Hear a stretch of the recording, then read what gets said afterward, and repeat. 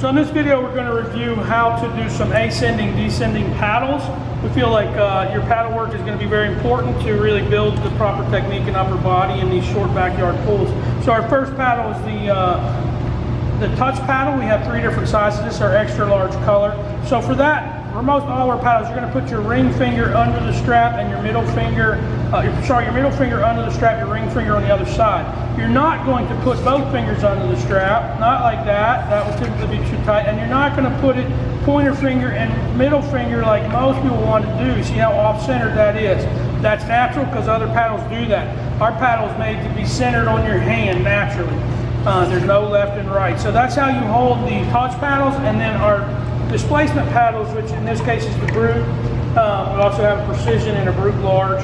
So here we are going to put both fingers under the strap, and again, ring finger, middle finger, perfectly centered, not pointer finger, middle finger, off-centered. Most people do that naturally. Please don't do that. And then last, we're gonna typically start with our resistance gloves. We're gonna make sure the red strap is closed and the strap is inside the bag. We're going to put our elastic around our wrist so we can easily pull this off and make quick changes of our paddles. So we're going to do different lengths with different paddles to change the way that we engage our stroke, change the way our muscles are working. Ready to go.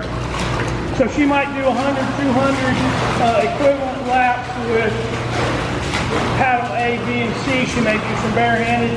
So here's just a quick example of how we're going to do those open surface turns, get plenty of strokes, have plenty of resistance and tactile feel with these resistance gloves. As soon as she hits the wall, this is not time to play. We're going to switch equipment quickly.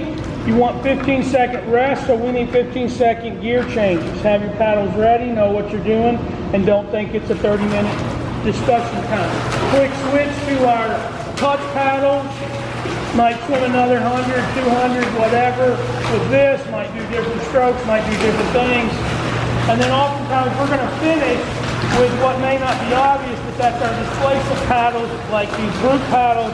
So again, she's going to make a quick change. She's got less than 15 seconds to get all that gear swapped out. Now these Brute paddles are a lot like swimming with your fist. But show the back. They're open in the back, so if you try to remove your hand at your belly button, they're going to want to pull right off. All of our paddles are going to pull off if you don't finish at your thigh. Ready to go? So if you're fighting with the paddle, any of our paddles at the back end, it's because you are not finishing your stroke. It's because you've got a very short stroke coming out your belly button. Get that last foot of stroke and make sure you're finishing. If you're not used to paddles that fight with you at the out sweep, you need to make sure you're thinking about your out stroke. I'll show you what happens when we take any of these paddles out too quickly. So if you just pull out at your belly button, they're going to come off. And you're going to say, there's something wrong with the paddle. This is true of our touch paddles. It's true of every paddle we have. When they come off at your belly button, it's not the paddle's fault. It's your stroke. Finish your stroke all the way to your thigh. If the paddle is talking to you about coming off or fidgeting, don't blame it on the paddle. Work on a new way to improve your stroke all the way to your thigh.